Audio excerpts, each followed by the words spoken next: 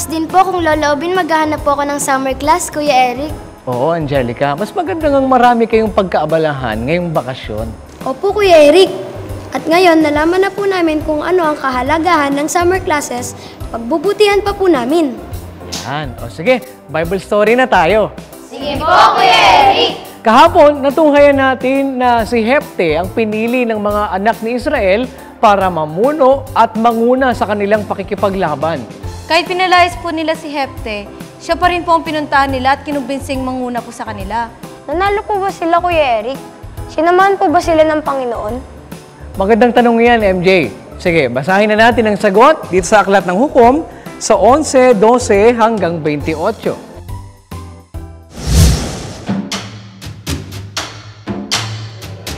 At nagsugo si Jefte ng mga sugo sa hari ng mga anak ni Amon na nagsasabi, Anong ipinakikialam mo sa akin na ikaw ay naparito sa akin upang lumaban sa aking lupain?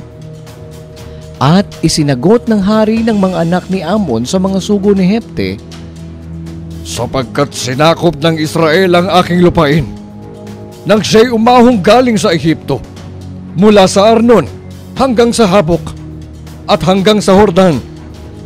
Kaya't ngayon ibalik mo ng payapa ang mga lupaing yaon. At nagsugo uli si Jefte ng mga sugo sa hari ng mga anak ni Amon.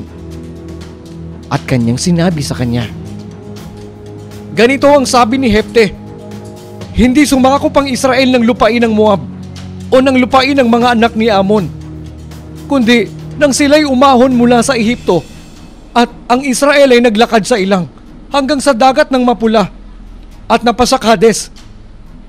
Nagsugo nga ang Israel ng mga sugo sa hari sa Edom na nagsasabi, Isinasamo ko sa iyong paraanin mo ako sa iyong lupain. Ngunit hindi dininig ng hari sa Edom. At gayon din nagsugo siya sa hari sa Moab. Ngunit ayaw siya. At ang Israel ay tumahan sa Kades. Nang magkagayoy, naglakad sila sa ilang at lumiko sa lupain ng Edom at sa lupain ng Moab at napasadakong silanganan ng lupain ng Moab at sila'y humantong sa kabilang dako ng Arnon.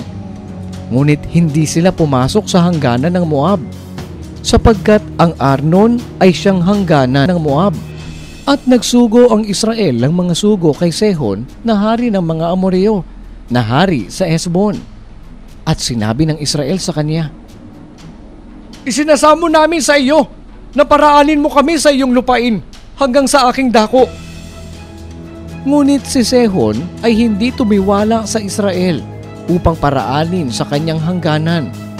Ngunit pinisan ni Sehon ang kanyang buong bayan at humantong sa Haas at lumaban sa Israel.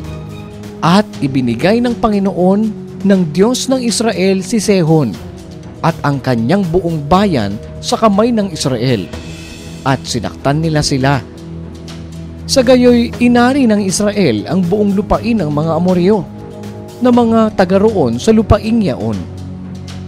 At kanilang inari ang buong hangganan ng mga Amoreo mula sa Arnon hanggang sa Habok at mula sa ilang hanggang sa Hordan.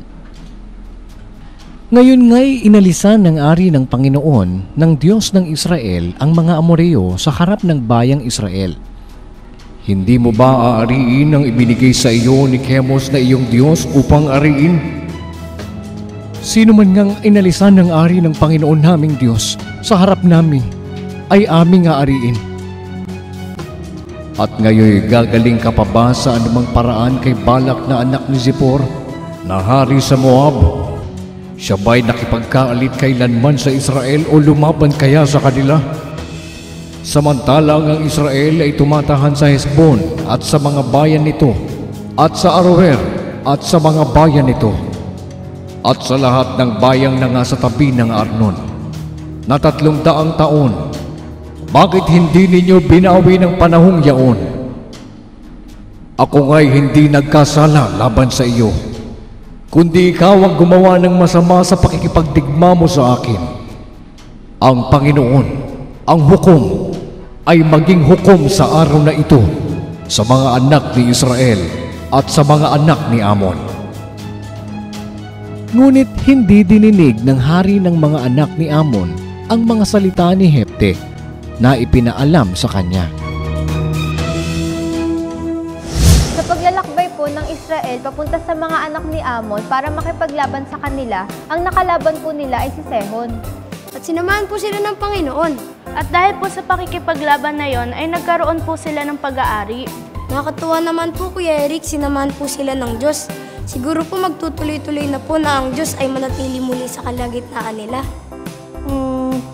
Yan naman ang matutunghayan natin kung loloobin ng Panginoon. Kaya't laging manatiling nakatutok sa panonood ng Bible story. Siguro mga bata, excited na kayong umati ng summer class, no? Kami din excited na. Kaya naman salamat sa Diyos dahil nalaman natin ang kahalagahan nito. Kaya gawin nating makabuluhan ang ating bakasyon. Marami tayong matututunan kung hindi tayo mga tamad. Hindi ba sa Biblia, tinuturuan tayo na tumulad tayo sa mga langgam dahil masisipag sila at nagtatrabaho sa tag-init. Basahin nga natin ang nakasulat sa aklat ng Kawikaan sa 6:6 hanggang 8. Pumaroon ka sa langgam, ikaw na tamad.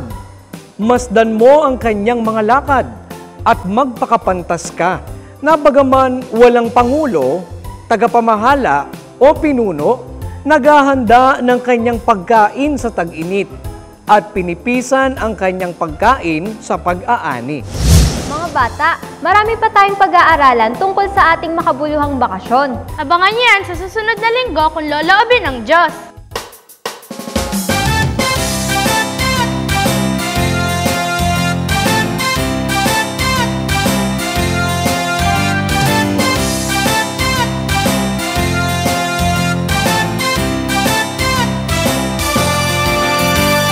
Narito na ang tagaraw, narito na ang sayang umaapaw, sa tubig tayo'y magtampisaw, kasabay ng awitin natin at pagsayaw.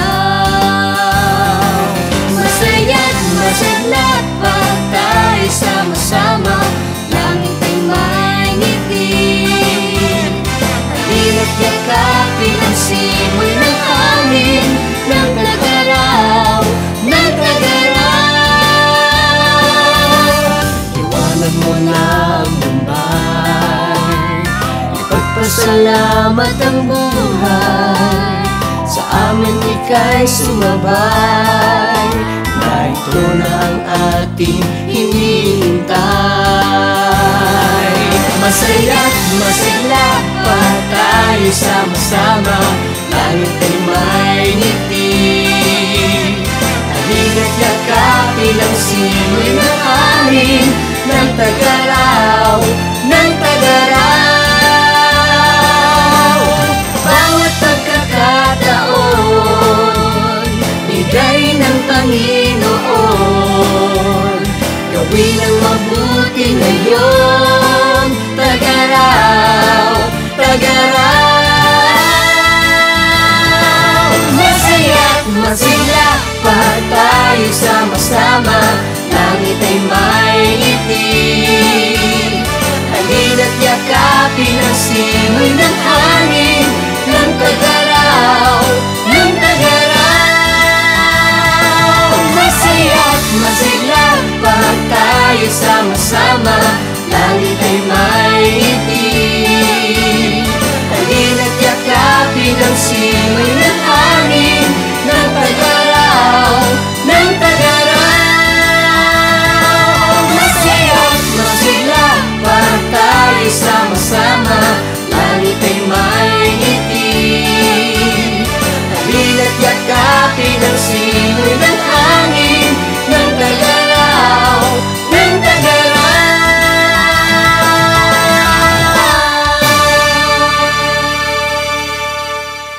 Hanggang dito kids, next week, God willing, ay muli tayong magkita-kita. Dito lang sa nag-iisang Bible School on Air, ang KNC Show! The KNC Show, Noticias while we grow, sa tulong ng ating Diyos Ama, isipan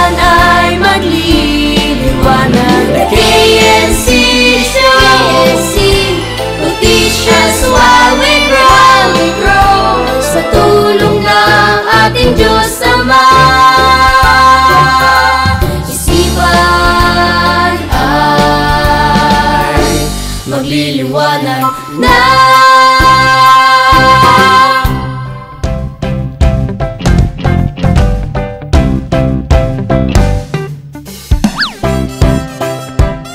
Kami din excited na. Kaya naman, salamat sa Diyos dahil nalaman natin ang kahalagahan nito. Nakakatuwa naman po, Kuya Eric, sinamahan po sila ng Diyos. Siguro po magtutuloy